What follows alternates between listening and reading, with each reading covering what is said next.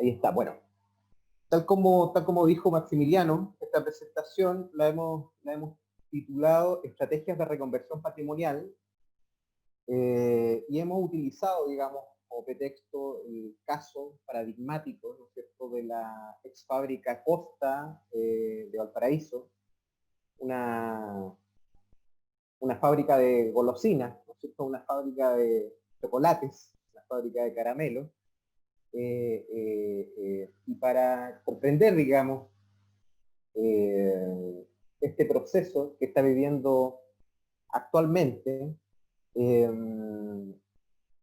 creo que es importante aproximarnos desde múltiples variables, ¿sí? Para poder comprender este proceso, esta estrategia de reconversión, creo que es importante situarnos más allá, digamos, de un hecho morfológico o de un hecho arquitectónico. Es necesario comprender estas variables tanto históricas, sociales, económicas, políticas, urbanísticas, arquitectónicas, programáticas, ambientales, paisajísticas, de movilidad y accesibilidad, etcétera, y un largo etcétera. Eh, eh, y sobre todo comprender los mecanismos que hay detrás de la gestión, los actores involucrados en un proceso de esta naturaleza. Y bueno, y nos vamos a encontrar dentro de la presentación con varios conceptos que vamos a ir desarrollando, que tienen que ver con el trato, digamos, con estos inmuebles de valor patrimonial, desde la restauración, la idea de reciclaje, de rehabilitación, y una palabra que a mí me gusta mucho utilizar es la reconversión. La reconversión tiene que ver con una nueva vida, ¿no es cierto?, con un nuevo uso, con un nuevo destino. Y por cierto, también contrastar esta idea del patrimonio, ¿cierto?, a propósito de la posibilidad de resignificar estos espacios, y con una mirada hacia la memoria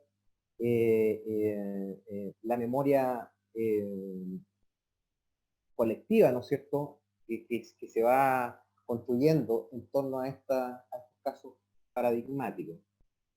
Eh, bueno, la, para comprender un poco el emplazamiento, ¿no es cierto?, en el contexto de Valparaíso, ese punto amarillo ahí señala la posición exacta en la actualidad, ¿no es cierto?, de la fábrica Costa. Podríamos decir que se ubica en una pie de cerro profundo, ¿sí? Es una especie de pie de cerro profundo, y que está directamente vinculado con un eje estructurante de la ciudad, que es la avenida Argentina, ¿cierto? Esa especie de eje que atraviesa el ancho del plan y que llega hasta el borde costero, ¿cierto? Y que actualmente hay una expectativa muy grande ahí en torno a lo que va a ser el desarrollo de un nuevo parque, del nuevo parque Barón, ¿cierto?, en la orilla del mar. Y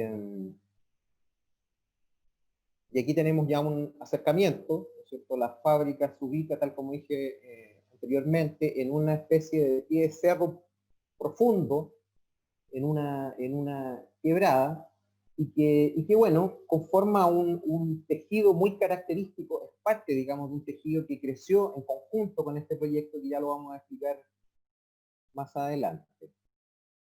Aquí tenemos una vista general, ¿no es cierto?, para comprender lo que es el inmueble y su contexto inmediato.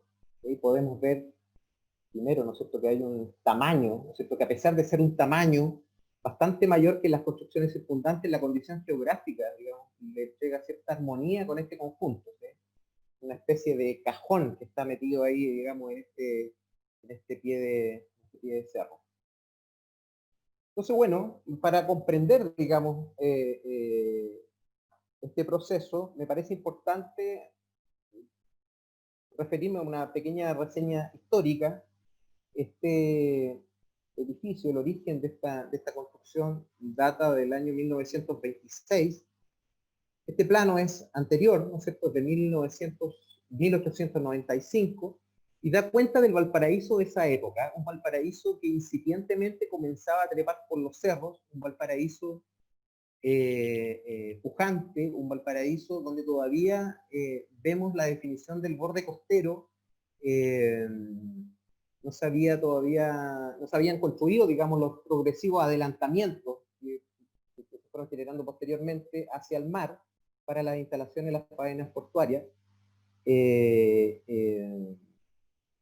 Pero ya hay una trama bastante consolidada. En esta época aún podemos ver ahí algunos fuertes de la época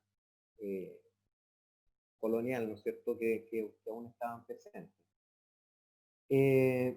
Bueno, y aquí hay un antecedente que a mí me parece relevante en la historia, ¿no es cierto?, tanto de la ciudad y específicamente de este edificio, y fue el año 1906, que ocurre un gran terremoto en Valparaíso, y un posterior incendio, que de alguna manera marca el desarrollo urbano que tendría la ciudad hasta el día de hoy. Esta fue una oportunidad para repensar, sobre todo lo que tuvo que ver con la traza del plan, de la parte plana, digamos, de la ciudad.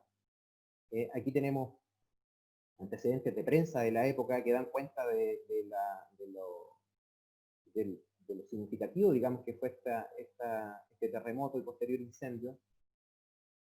Unas imágenes, ¿no es cierto?, donde vemos la ciudad destruida y paradójicamente el puerto pujante, ¿no es cierto?, no se detuvo en la actividad portuaria.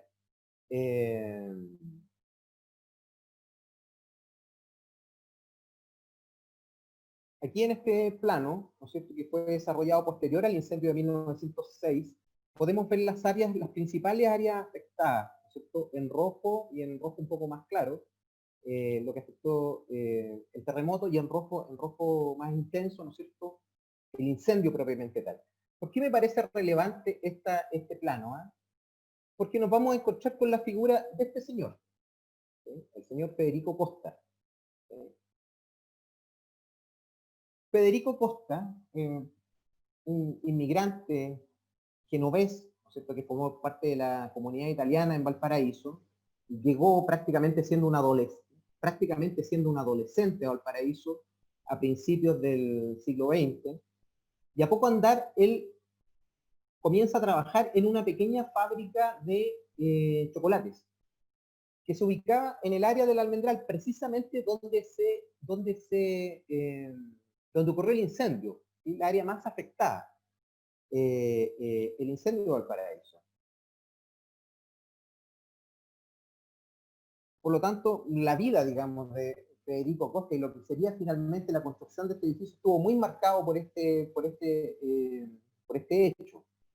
Me parece interesante poner esta imagen porque esta imagen se generó pocos días después del terremoto de 1906. Aparecieron una serie de propuestas de cómo iba a ser la reconfiguración de Valparaíso.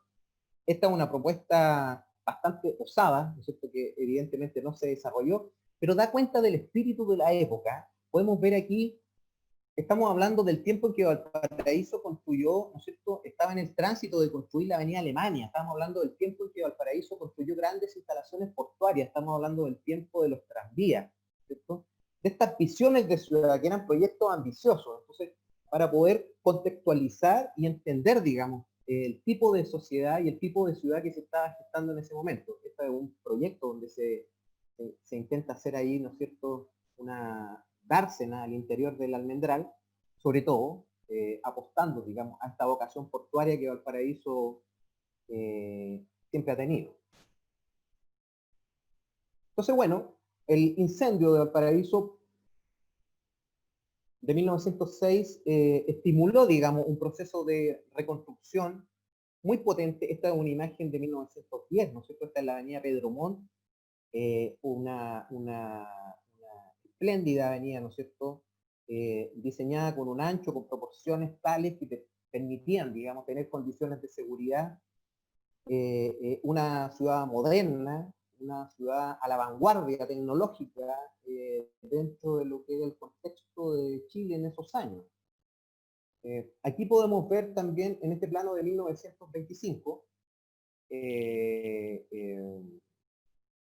los ascensores que estaban en operación en ese momento. A mí me parece que es un dato relevante. Valparaíso hasta esa época tenía 30 ascensores funcionando, dispuestos en distintos sectores de la ciudad, y que permitían conectar los sectores altos con el plan de la ciudad. En este plano también de 1925 podemos ver el intrincado y complejo sistema de tranvías que existía en esa época en Valparaíso. Posteriormente, en 1952, también entran en operación los troles. Por lo tanto, a mí me parece interesante instalar esta idea, ¿no es cierto? Valparaíso a la vanguardia, Valparaíso a la vanguardia tecnológica en el contexto nacional. También es un momento en que hay una serie de equipamientos. En la parte baja, ¿no es cierto? Hay una pequeña fotografía ahí de un teatro que había en el cerro, un cine que había en el Cerro Los Placeres. De estos había muchos en cada cerro de Valparaíso, y lo que da cuenta un poco, ¿no es cierto?, de ese momento pujante, apostado por la actividad portuaria. ¿Y por qué me parece interesante esta imagen anterior? Porque el tranvía, en ese momento, conectó, digamos, lo que era este sector con lo que posteriormente sería, ¿no es cierto?, en estos mismos años se comienza a gestar la historia de la fábrica Costa. Posteriormente al incendio de 1906, en esta pequeña fábrica donde trabajaba Federico Costa, volvió a ocurrir un incendio.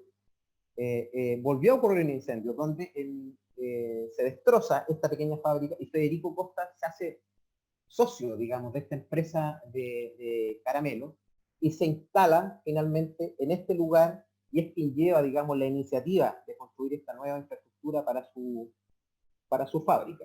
¿Sí? Aparece nuevamente la figura de Federico Costa. Y nos encontramos finalmente con el emplazamiento definitivo actual de esta fábrica. Aquí vemos esta imagen de 1926, donde vemos la primera etapa de construcción de este edificio, un zócalo y 2 pisos superiores, y podemos, a pesar de que es una estructura industrial, tiene ciertos rasgos estilísticos propios de la época. Estamos hablando de un periodo de transformación en materia de expresión arquitectónica, ¿no sé, con las influencias de alguna manera internacionales. Poco a poco comenzaban a llegar a Latinoamérica. Y este edificio, ¿cierto?, con un marcado carácter donde la expresión estructural, digamos, es muy patente, no estaba exenta, digamos, de esta incorporación de ciertos rasgos estilísticos propios de la época.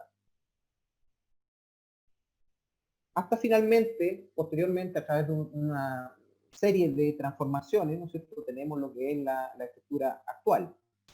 Podríamos decir una estructura, una expresividad muy honesta, ¿no es cierto?, porque la estructura es lo que finalmente logra conformar, digamos, el conjunto. En esta lámina podemos ver las distintas, el desarrollo que tuvo, las distintas etapas de construcción desde la primera etapa de 1921 a 1940, ¿cierto?, donde está el edificio principal, el edificio histórico. La segunda etapa de 1940 a 1973, donde hubo ampliaciones laterales, ¿no?, estas naves, y finalmente en los 50 esta construcción posterior. Y uno puede evidenciar en este tránsito la transformación que iba teniendo también la arquitectura, no solo en Chile, sino a nivel global. 6 por 6, porque me parece un número relevante esto, y que nos va a acompañar en el resto de la presentación. Se propone una estructura desde el origen de 6 por 6 metros. Podríamos decir un cubo, de hecho, ni siquiera en planta, es un cubo de 6 por 6 por 6 metros. Y es lo que finalmente termina dando orden y estructura al edificio completo. ¿Sí? Es un edificio de hormigón armado, sobredimensionado absolutamente, pensando en las solicitaciones estructurales que este edificio tiene, con maquinarias interiores en permanente vibración. Es un edificio con vigas acarteladas, reforzado, digamos, completamente, lo que permite, digamos, llevar adelante esta actividad industrial. Y un dato que a mí me parece relevante es que este edificio no puede ser comprendido sin su barrio, ¿cierto?, sin su contexto inmediato. De forma simultánea a la construcción de esta fábrica se construye el barrio Santa Elena, que fue un barrio orientado a los trabajadores, digamos, de rangos medios y directivos de esta empresa, que también tuvo sus distintas etapas y que coinciden con las etapas de construcción, digamos, y de avance de la misma fábrica Costa. ¿Sí? La primera etapa estuvo más próxima a la avenida Argentina, posteriormente, ¿cierto?, en verde, la etapa que está junto al acceso del edificio, y finalmente la tercera etapa que estuvo construida en la parte más hacia el fondo de la quebrada y que responde a una lógica distinta. ¿Sí? Es una lógica más bien de ciudad-jardín, de casas aisladas con jardines, a diferencia de las dos primeras etapas, que era una lógica más bien de asentamiento suburbano, ¿no es cierto? Y que estaba influenciada, digamos, o estaba, sí, influenciada por las ordenanzas de esa época que propendían a construcciones de fachada continua, ¿sí? Que era una forma, digamos, y que le da un carácter muy particular a esta avenida. Entonces, bueno, fábrica, edificio y barrio son una sola pieza. ¿Sí? Ahí hay una conjunción indisoluble, ¿cierto? Indisoluble, que a mí me parece interesante pensando en las estrategias posteriores de cómo poder operar en este proceso de reconversión. Aquí podemos ver una foto nuevamente exterior y una foto interior. El edificio tiene un área de parque muy bonita, con árboles que datan de la primera etapa de este edificio. ¿Sí? Son árboles añosos, que entregan una sombra y que construyen el perímetro de esta construcción. Entonces, bueno,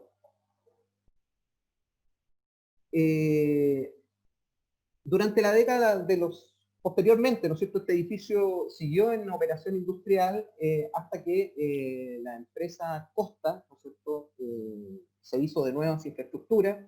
Poco a poco este edificio fue quedando en desuso. En el tránsito fue adquirido por otra sociedad industrial importante a nivel nacional, que es la empresa Carosi, ¿cierto? Y que son los propietarios hasta el día de hoy. Ahora, ¿por qué me parece importante esta imagen? Porque en su momento, y cuando se discute el nuevo plan regulador de Valparaíso, hubo una larga discusión donde los vecinos, ¿no es cierto?, las organizaciones sociales, ciudadanas, estuvieron muy involucradas en poder grabar este edificio como inmueble de conservación histórica, y el barrio de alguna manera. ¿Sí? No hay que olvidar que previo a que este edificio fuese declarado inmueble de conservación histórica, había proyectos que se habían desarrollado para poder ejecutar desarrollos inmobiliarios. ¿Sí? Había ahí una discusión muy profunda, ¿no es cierto? ¿Qué se iba a hacer con este edificio finalmente? ¿Y cuál iba a ser su destino en el contexto de la ciudad de Valparaíso?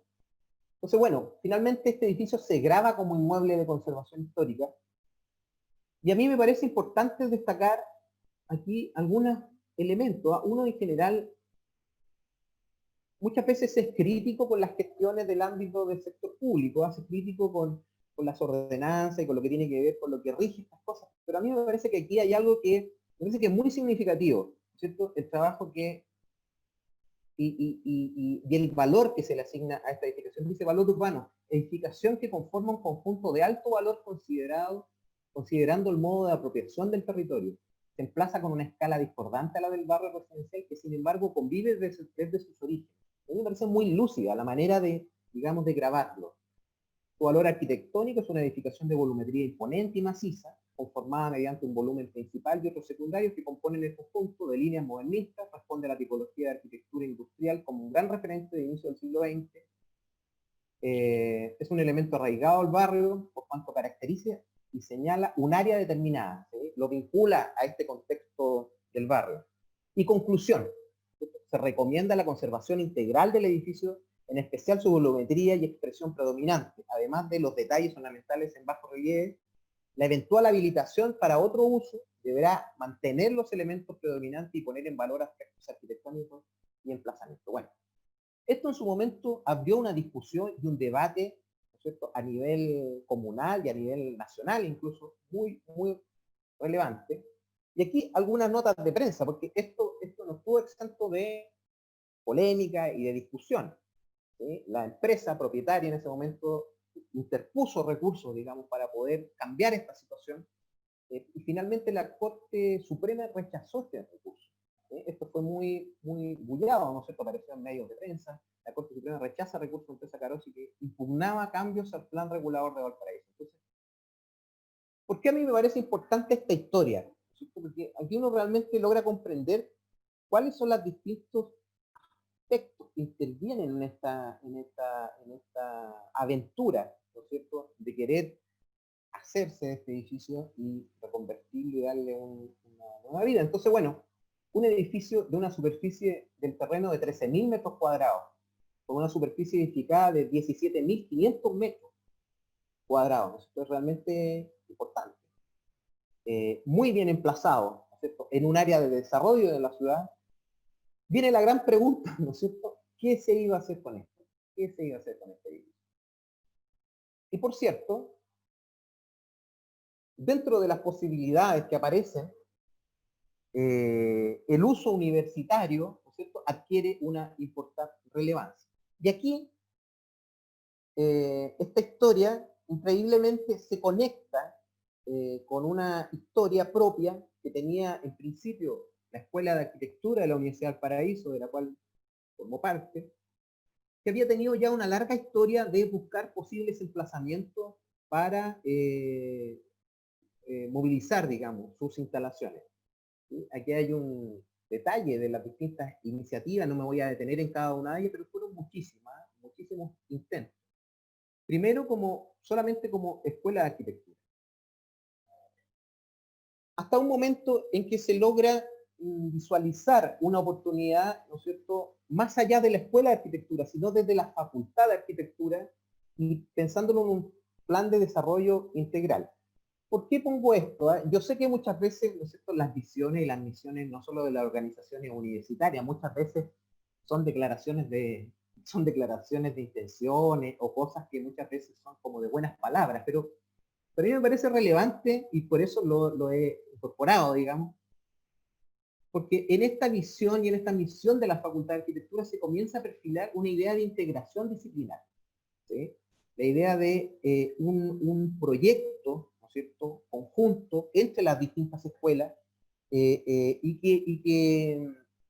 que de alguna manera el edificio, ¿no es cierto?, de la fábrica Costa parece muy adecuado, ¿no es cierto?, muy adecuado para poder cumplir con este propósito, este sello de formación interdisciplinaria, integradora, basada en procesos creativos, esta idea de fábrica, ¿no es cierto?, esta idea de fábrica creativa. Y algunos elementos que nos unen, digamos, como cuerpo, la idea del proyecto, el taller, ¿cierto?, el taller, que ahí me parece que hay un elemento bien relevante,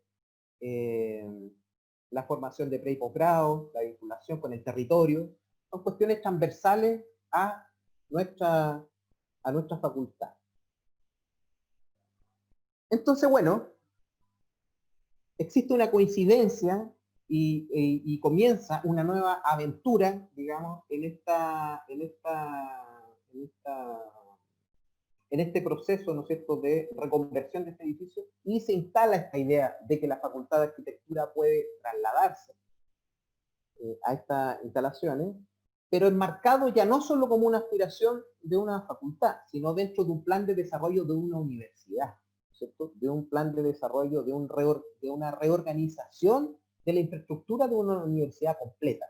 Y ahí adquiere sentido y entra, ¿no es cierto?, a jugar un rol muy importante la universidad, la empresa, ¿no es cierto?, propietaria, las autoridades políticas, ¿no es cierto?, a nivel regional, y comienza un proceso interesante de negociación de la universidad con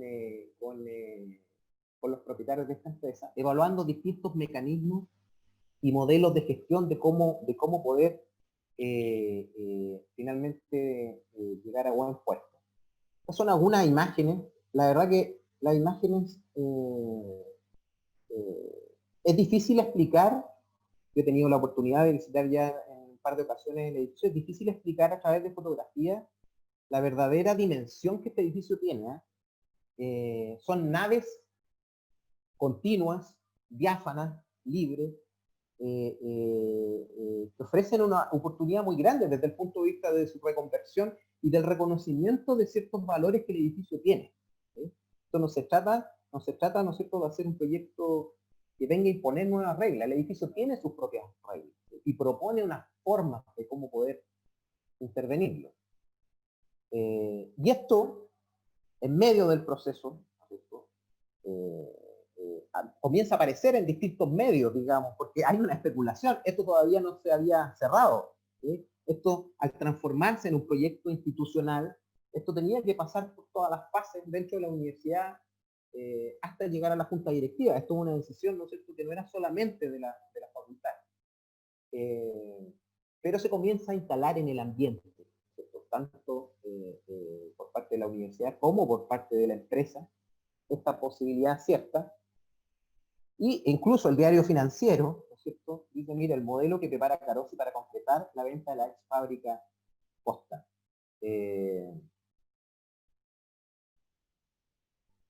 Paralelamente a esto que estaba ocurriendo, ¿no es cierto?, paralelamente a esto que estaba ocurriendo,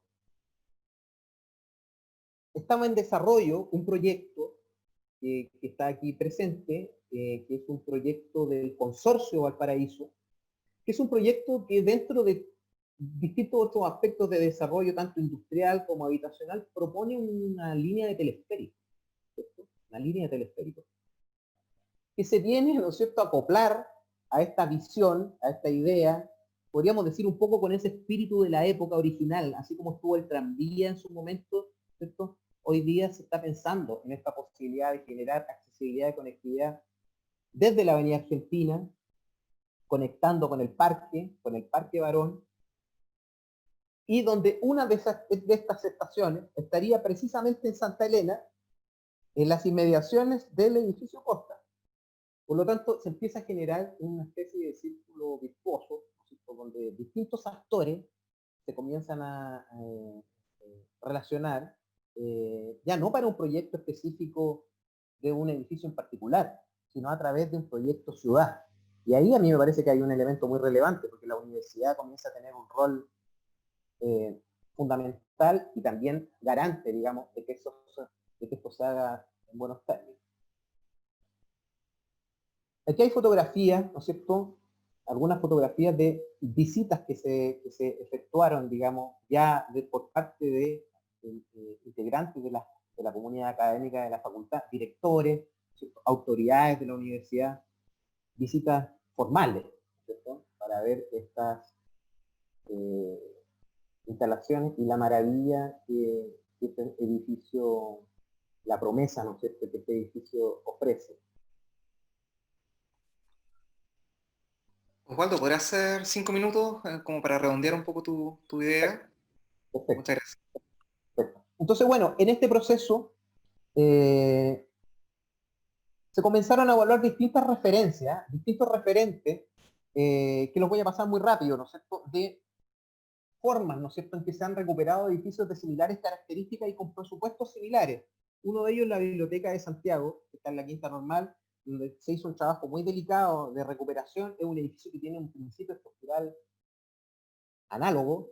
Este es un ejemplo de la Facultad de Arquitectura de la Universidad Técnica de Delft, también en la reconversión de un antiguo matadero de la ciudad, donde podríamos decir que la relación de contacto o qué tanta distancia soy capaz de tomar con esta infraestructura, con esta pieza de valor, es lo que define las formas de ocupación. ¿Sí? Se deja, digamos, en evidencia la preexistencia y estas nuevas instalaciones que la vienen a completar. Tuvimos la oportunidad de visitar en Santiago lo que fue la reconversión del edificio La Nave, ¿cierto?, de arte escénica del arquitecto Silvan Ravi, etcétera, etcétera. Instalaciones de la Bienal de Venecia, ¿no es cierto?, referencias que nos abren el imaginario de cómo poder, ¿cierto?, hacernos de este edificio. Y finalmente esto se transforma en una realidad.